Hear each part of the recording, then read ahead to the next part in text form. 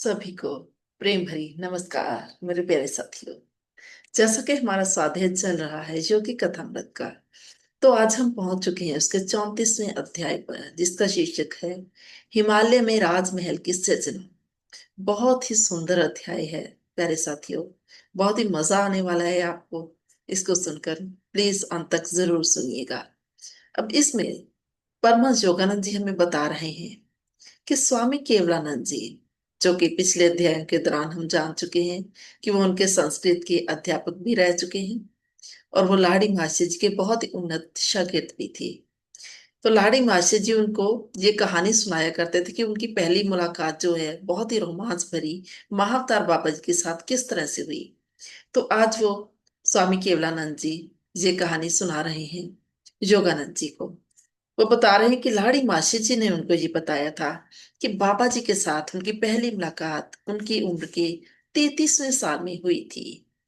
1861 में सर्दियों में वो दानापुर सरकारी मिलिट्री इंजीनियरिंग महकमे में लेखाकार के ओहदे पर जो है वो तैनात थे।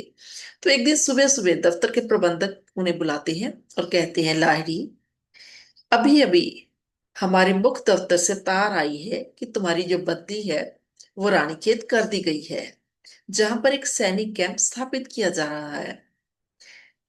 तो लाड़ी मासी कहती हैं कि मैंने एक नौकर को अपने साथ लिया और इस 500 मील लंबी यात्रा के लिए रवाना हो गया। घोड़े और बग्गी में यात्रा करते करते हिमालय में स्थित रानीखेत हम पहुंचे 30 दिन में। और वहां पर वो कहते हैं कि मेरे दफ्तर में जो कामकाज था वो कुछ ज्यादा था नहीं वहां पर, इसलिए वहां की जो मनोहर पहाड़ियां थी वहां पर मैं घंटों के घंटे घूमते रहता था। और ये वाह भी वो कहते हैं मैंने वहां पर सुनी थी कि इस इलाके में महान सिद्ध पुरुष जो है वो घूमते फिरते हैं। तो इस तरह से वो बोले मेरे मन में भी ये चाह पैदा हो गई कि सिद्ध पुरुषों के दर्शन करने की गहरी इच्छा कि शायद मुझे भी कोई सिद्ध पुरुष मिल जाए। तो एक दिन वो कहते हैं दोपहर के समय बेहद मतलब ही मैं वहां पहाड़ियों में जंगल में इधर उधर घूम रहा था, तो अचानक मुझे ऐसा लगा जैसे दूर से कोई मेरा नाम लेकर मुझे पुकार रहा है। वो पर्वत था द्रोणागिरी पर्वत, जहां से उनको आवाज आई थी। तो वो कहते हैं मैं वहां पर चढ़ना जो है मैंने शुरू कर दिया पर्वत के ऊपर। लेकिन साथ ही मैं ये सोच भी रहा था, मुझे चिंता भी हो रही थी कि जंगल में अंधेरा होने से पहले मेरा वापस मुड़ना संभव नहीं है। लेकिन फिर भी वो कहते हैं कि मैं वो आवाज में इतनी खींच थी कि उस आवाज की तरफ मैं खींचा चला गया जो कि उनको बुला रही थी। तो आखिर में वो कहते हैं मैं पहाड़ी के ऊपर एक छोटी सी साफ सुथरी जगह पर पहुंच गया, जिसके दोनों तरफ गुफाएं थी। उन चट्टानों में से एक चट्टान के ऊपर वहां पर एक नौजवान मुस्कुराते हुए मेरे स्वागत के लिए खड़ा था। लाड़ी मास्टर जी कहते हैं कि मैंने हैरानी से देखा कि उसके जो बाल थे वो तांबे के रंग के थे, लेकिन उसकी जो शक्ल थी, वो कहते हैं उनके बालों को छोड़कर उनकी जो शक्ल थी वो बिल्कुल मेरे साथ मिलती थी। फिर वो बोलते हैं, लाड़ी तुम आ गए। तो वो कहते हैं कि संत ने प्यार भरे शब्दों में ये हिंदी में मुझे इस तरह से कहा और बोले, यहाँ इस गुफा में आराम करो। वो मैं ही था जिसने तुम्हें आवाज लगाई थी। तो लाड़ी माँ से कहते हैं कि मैंने एक छोटी सी साफ सुथरी गुफा में प्रवेश किया, जिसमें कुछ ऊनी कंबल और कुछ कमंडल पड़े थे। बाबा जी बोले, लाड़ी तुम्हें उस आसन की याद है? साथ ही उन्होंने एक आसन की तरफ जो था वो इशारा किया। तो लाड़ी मासी कहते हैं, नहीं महाराज। साथ ही वो कहते हैं वो थोड़ा सा हैरान हो रहे थे कि ये मेरे साथ आज हो क्या रहा है। तो थोड़ा वो घबरा रहे थे और साथ ही उन्होंने कहा, रात होने से पहले पहले मुझे वापस जाना होगा, क्योंकि कल मुझे दफ्तर भी जाना है। तो ये सुनकर बाबा जी कहते हैं, यहाँ पर लाड़ी माशे बोले कि उस रहस्यमय संत ने यहाँ पर अंग्रेजी में मुझे जवाब दिया कि दफ्तर को तुम्हारे ये लिए यहाँ पर लाया गया है, ना कि तुम्हें दफ्तर के लिए। तो ये सुनकर तो लाड़ी मासी जी कहते हैं कि मैं तो जैसे सुन्न हो गया, बिल्कुल गुमसुम हो गया कि वो बनवासी साधु ना केवल अंग्रेजी बोल रहा था, बल्कि उनकी शैली में ईसा मसीह के शब्दों के भाव अर्थों की भी मुझे महक आ रही थी। जिस तरह से बहुत साल पहले ईसा मसीह जी ने कहा था कि आराम का दिन मनुष्य के लिए बनाया गया है, ना कि मनुष्य आराम के दिन के लिए। बिल्कुल वो कहते हैं कि मुझे उन शब्दों की याद आ गई यहाँ पर। फिर बाबा जी बोले, मैं ये देख रहा हूं कि मेरी तार ने अपना काम पूरा कर दिया है। तो लाड़ी महाशय जी बोले कि योगी महाराज, मुझे आपकी इस टिप्पणी की समझ नहीं आ रही, कृपा मुझे बताएं। तो बाबा जी बोले, मेरा मतलब उस तार से है जिसके कारण तुम यहाँ पर इस स्थान पर पहुंच गए हो। वो मैं ही था जिसने तुम्हारे उच्च अफसर के मन में गुप्त रूप में सलाह दी थी कि तुम्हारी बदली जो है वो रानीखेत कर दी जाए। यहाँ पर अब हमें योगानंद जी ये बात बता रहे हैं कि जब कोई मनुष्य मानव मात्र के साथ एकता स्थापित कर लेता है, तो उसके लिए सभी मनुष्य मन संचार का साधन बन जाते हैं और वो उनके द्वारा अपनी इच्छा के अनुसार काम करवा सकते हैं। फिर आगे बाबा जी बोलते हैं कि लाड़ी, ये गुफा तुम्हें जानी पहचानी लग रही होगी। तो लाड़ी मासी जी कहते हैं, मैं तो बिल्कुल हैरान वहां पर चुपचाप खड़ा था कि कुछ मेरी समझ में नहीं आ रहा था। जो तो ये देखकर वो जोगी महाराज लाड़ी मासी जी के नजदीक आए और उनके माथे को धीरे धीरे से उन्होंने थपथपाया। वो कहते हैं, जैसे ही उन्होंने मेरे माथे को हाथ लगाया तो मेरे अंदर एक झरनाहट छिड़ गई, जिसने मेरे पिछले जन्म की यादें जगा दी।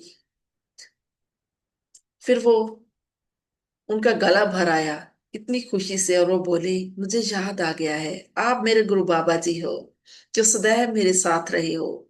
पिछले जन्मों के दृश्य मेरे मन में स्पष्टता के साथ उभर रहे थे। इसी गुफा में मैं अपने पिछले जन्म के मैंने कई साल बिताए हैं। और वो कहते हैं, मैं बयान नहीं कर सकता क्यों यादों में भाव विभोर होकर आंसू बहाते हुए मैं अपने गुरु के चरणों में लौट गया। तो बाबा जी बोले, 3 दहाकों से भी ज्यादा समय से मैं तुम्हारे वापस आने का इंतजार कर रहा हूं। वो कह रहे हैं कि बाबा जी की आवाज परलौकिक प्यार में गूंज रही थी। और फिर बाबा जी बोले, तुम यहां से चले गए और मृत्यु के बाद की जिंदगी के शोर शराबे भरी लहरों में गुम हो गए। तुम्हारे कर्मों की जादुमय छड़ी ने तुम्हें छुआ, स्पर्श किया और तुम चले गए। मेरी नजर तुमसे कभी नहीं हटी, जबकि तुम्हारी नजर मुझसे हट गई थी। वो कहते हैं, मैं सूक्ष्म रोशनी के समंदर में भी तुम्हारे पीछे पीछे था, जहां तेजस्वी देवते होते हैं। अपने बच्चे की रक्षा करने के लिए पंछी की तरह मैं अंधेरे, तूफान, उथल पुथल और प्रकाश में हमेशा तुम्हारे पीछे पीछे चलता रहा। जब तुम मनुष्य गर्भावस्था में थे और जब तुम बच्चे के रूप में जब तुमने जन्म लिया, तो भी मेरी नजर लगातार तुम पर लगी हुई थी। और जब तुम बचपन में घुर्नी नदी में अपने शरीर को स्थिर करके रेत के साथ ढक लेते थे, तो भी मैं अदृश्य रूप में वहां पर हाजिर रहता था। महीनों के महीने और सालों के साल गुजर गए, मुझे इस सौभाग्य भरे दिन का सब्र से इंतजार करते हुए। मैं तब से तुम्हारे ऊपर नजर रखता आया और अब तुम मेरे पास आ गए हो। ये रही तुम्हारी गुफा जो तुम्हें बहुत प्यारी थी। देखो, तुम्हारी खातर मैंने इसको कितनी साफ सुथरी रखा है। और ये रहा तुम्हारा पवित्र कमलासन, जिसके ऊपर बैठकर तुम अपने दिल के प्याले को परमात्मा के प्यार के अमृत से रोजाना भर लेते थे। और ये रहा तुम्हारा बाटा, जिसमें तुम मेरे द्वारा तैयार किए गए अमृत का रस पिया करते थे। और देखो, इस पित्तल के बाटे को मैंने कितना चमका कर रखा है, ताकि तुम फिर किसी दिन आकर इसको इसको इस्तेमाल कर सको। मेरे बेटे, क्या अब पूरी बात तुम्हारी समझ में आ चुकी है? तो लाड़ी माँ से बोली, मेरे गुरुदेव, मेरे पास अब कहने के लिए रह ही क्या गया है। साथ ही वो कहते हैं, खुशी से मैं मुंह में बड़बड़ा रहा था कि गुरुदेव, कभी किसी ने इस तरह के अमर प्रेम के बारे में सुना भी है? मैंने अपनी असली दौलत, मेरे जीवन और मेरे मृत्यु में मेरे साथ रहने वाले मेरे गुरु की तरफ आनंद विभोर होकर, वो कहते हैं, मैं देखता ही रहा, वो सीखता ही रहा। तो आगे फिर बाबा जी बोलते हैं कि लाहड़ी, तुम्हारी शुद्धि जरूरी है। इस बाटे में रखा हुआ तेल पी लो और नदी के किनारे जाकर लेट जाओ। रानी मास्टर जी कहते हैं कि मैंने अपने गुरु के हुक्मों की पालना की, और हिमालय की, वो कहते हैं, बर्फीली रात गहरी होनी शुरू हो गई थी, जबकि चारों तरफ ठंडी हवा चल रही थी। लेकिन वो कहते हैं मेरे अंदर एक सुखदायक गर्माइश फैल रही थी, और मैं हैरान हो रहा था कि क्या उस अज्ञात तेल में कोई दैवी गर्माइश का कोई गुण था। अंधेरे में चारों तरफ से ठंडी हवाएं आ रही थी, और पथरीले किनारे के ऊपर वो कहते हैं लेटे मेरे सीधे शरीर के साथ गगास नदी की लहरें बार बार टकराने लगी, और आसपास से बाघों की गर्जन सुनाई दे रही थी। लेकिन वो कहते मेरा मन पूरी तरह से भय रहित था। मेरे अंदर पैदा हो रही एक नई शक्ति मुझे आक्रमणमयी, मतलब जिसके ऊपर हमला ना हो सकता हो, वो कहते सुरक्षा संबंधी जैसे विश्वास जो है वो दिला रही थी। और जल्दी जल्दी वो कहते कई घंटे इसी तरह से बीत गए। मैं पिछले जन्म की धुंधली सी यादें, अपने गुरु के साथ पुनर्मिलन के मेरे वर्तमान उज्जवल विचारों के साथ, ये सभी विचार वो कहते हैं मेरे मन में आते जा रहे थे वहां पर लेटे लेटे।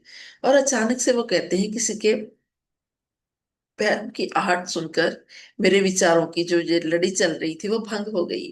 अंधेरे में मैंने देखा एक व्यक्ति आया, और उसने हाथ का सहारा देकर मुझे खड़ा किया, और फिर मुझे कपड़े पहनने के लिए दिए, और साथ ही कहा कि आइए, गुरुदेव आपका इंतजार कर रहे हैं।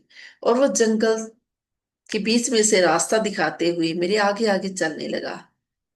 तो लाड़ी मासी जी कहते हैं कि मैं उसके पीछे पीछे चला जा रहा था, और अचानक हम एक मोड़ पर पहुंचे। तो वहां पर मुझे काफी रोशनी नजर आई दूर दूर से, और मैंने कहा क्या सूर्य चढ़ रहा है। मुझे तो लग रहा था कि अभी रात पूरी तरह नहीं बीती। तो साथी ने कहा कि अभी आधी रात का वक्त है। तो यहीं पर हम साथियों आज की वीडियो के जो है वो एंड करते हैं। प्लीज बने रहिएगा, अगली वीडियो में बहुत ही रोमांचकारी ये स्टोरी है। आगे आपको बहुत मजा आने वाला है।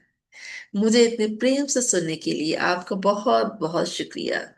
अगर आपको मेरा स्वाध्याय अच्छा लग रहा है तो कृपया इसे अपने अन्य साथियों के साथ शेयर भी जरूर कीजिएगा। जल्दी ही मिलते हैं नेक्स्ट वीडियो में।